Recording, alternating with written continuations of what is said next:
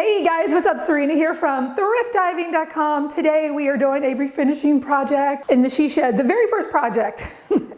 And I was this close to not even doing it in here because this isn't finished. But I said, you know what? I don't care if it's not done. This is where we're gonna work. And so I dragged everything from the garage in here. So today we are actually gonna be refinishing this tabletop. I found it at a salvage shop for like $40, which is a little too expensive, but it's solid wood. And I wanted to make a desk for my youngest son for the family room. So today we've got the sander, we've got the glasses, we've got the dust mask, and I'm still not sure if I'm going to refinish this and put stain or just leave it natural. We have to see what the wood looks like when I'm done. But are you ready to jump into this? Now, there's a few ways that you can strip furniture, but in this video, we're gonna be sanding it with a sander. And someone once asked me, Serena, if I'm sanding this, do I have to clean it first? And I would say definitely clean your furniture, even if you're going to be sanding it, because all of that dirt and grime that's on the furniture is just going to gunk up the sandpaper, and you don't want that. That sandpaper is expensive. So use either some simple green. I definitely like this Emerge cleaner. You can find the links down below for everything that I'm using, but this is a really good thing to use to clean it up before you get ready for sanding. Now, when you're sanding, I would say start with probably about an 80 grit sandpaper. You see how slowly I'm moving. You don't want to go too quickly over the surface because that's when you get those little squiggly lines. Those are called pigtails. Now, because we're using an Orbital sander, you will see some circles here. I mean, it's sanding. However, the squiggly lines I'm talking about are the ones that are real small that you're not going to be able to see until you go to put stain or something on your wood. And you're like, what are all these little squiggly lines? So even though I'm speeding things up here, just for the sake of not totally boring you with sanding, I will tell you, move your sander about 1 inch per second. Don't go any faster. Let the sandpaper do its job. And then you're going to work your way up to the finer sandpaper. So again, here I'm using an 80 grit. Something in the 40 to 60 to 80 is very, very rough and will remove all this finish. And then you're going to change your sandpaper and move up to the higher numbers, which means it's going to be more fine. So here I'm finishing things out with the 80 grit. And you see how I'm moving in real time. I mean, it's very slow. And if you're on a big surface, it can take a long time. And it also depends on the nature of your sander. This is a very powerful sander and it is very expensive, but you don't have to go expensive. You can do a Ryobi, which is, gosh, I think it's like $60 for just the tool alone. So you don't need expensive tools. This I like because it has the dust extraction. So wear a dust mask because this definitely can get messy. You don't see all the sanding dust here because, again, it's got a vacuum attached to it. Now, here's where you got to be very careful. On the edges, this is where you can actually kind of warp your wood. If you start sanding a little too much, especially on that curve that you see there, and that can actually change the profile of your wood. So just be very careful on those edges. And if you need to, you can always hand sand those. All right, so once I was done with the 80 grit, then I used the 120. And remember, we're moving up in number, which means we're getting more fine. And this is a 120. So after this, I will go to a 150. And then I could go to a 220. But yeah, remember, you always want to go to the bigger number. And you'll see here that it's still removing some of that existing stain on the wood. Now on the other side, you see that I'm moving a little faster here. I don't care so much about the backside. I did want to use the sander just to clean that up a little bit. And then I flipped it over to the right side to finish it off by hand. Whenever you're sanding wood and you're going to be refinishing this, you always want to do your final sanding by hand. This is to get out any last little scratches that were left from the sander, and you're going to be using probably a 220 here. I might have even been using something more fine, like maybe a 320 or something like that. But you'll see here your final sanding should always really be done by hand. And you'll notice that I'm going with the grain. Make sure that you're going with the grain. You're going to get better results. Now, this was looking pretty good. There were a couple of places where there were holes, I think from existing or pre-existing hardware that was there. So I wanted to fill those with a little bit of wood filler. The thing about wood filler is that you want to push it into the hole, but you also want to make sure that you're sort of clumping it on top of the wood, right? You don't want it to be exactly flush. So add some into the hole, but then just add a little bit to the top there. And then once it dries, that can be sanded down. Now, I didn't actually let it completely dry, which is why it still looks a little wet. But you'll see with my fine sandpaper, I'm going over it and it should be flush. You do want to let it dry completely, because if you don't, this stuff does shrink. And so it'll actually look like a little indentation. So do as I say, not as I do. All right, so the next step was to add a little bit of pre-conditioner to my wood.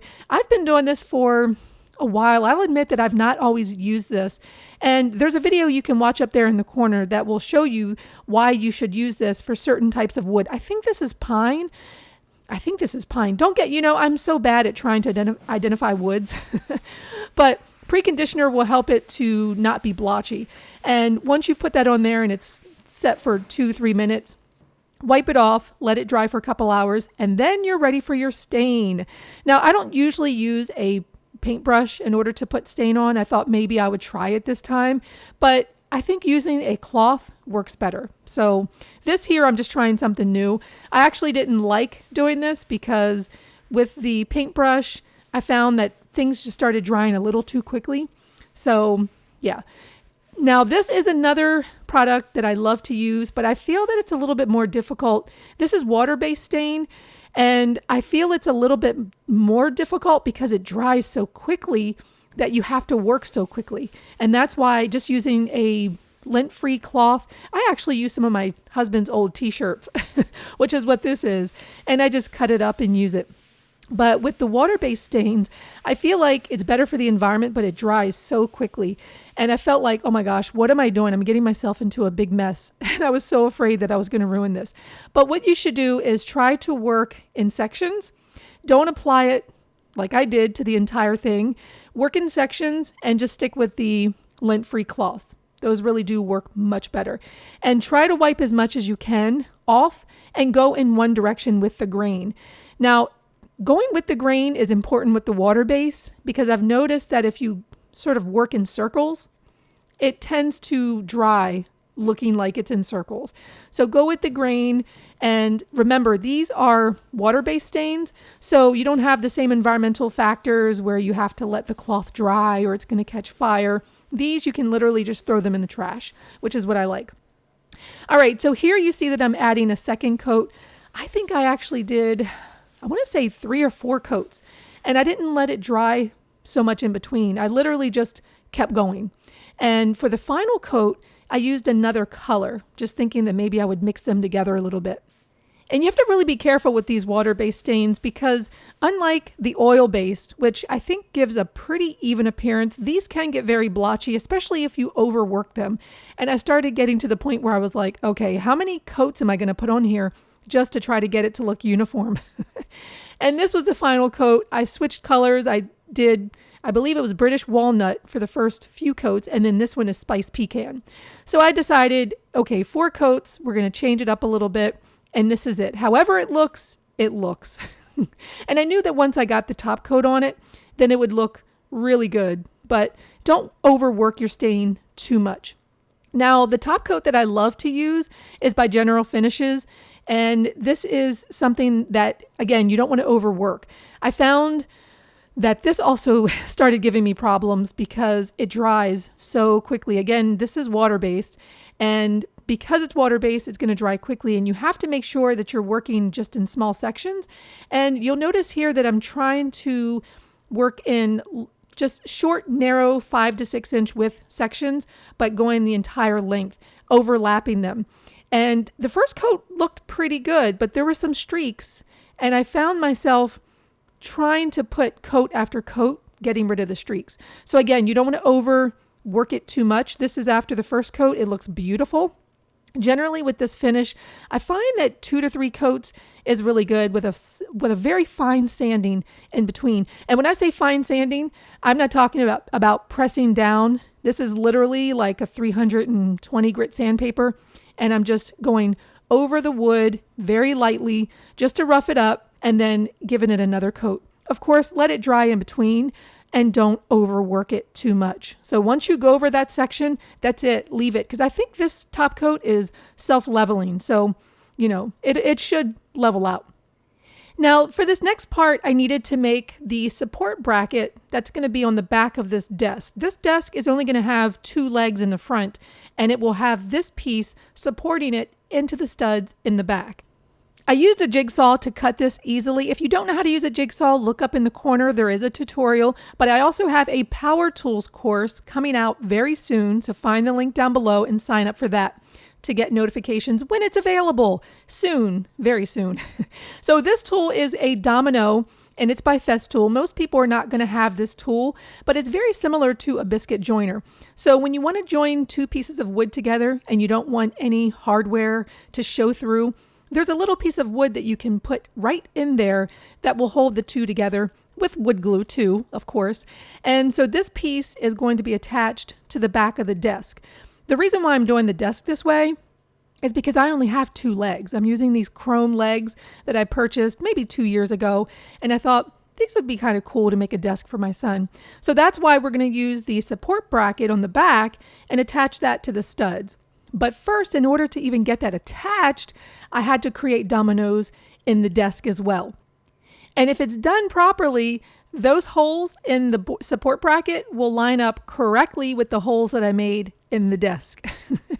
So once I put the little dominoes in and just hammer those in very carefully, then you put a little bit of wood glue on the other piece and then put it together.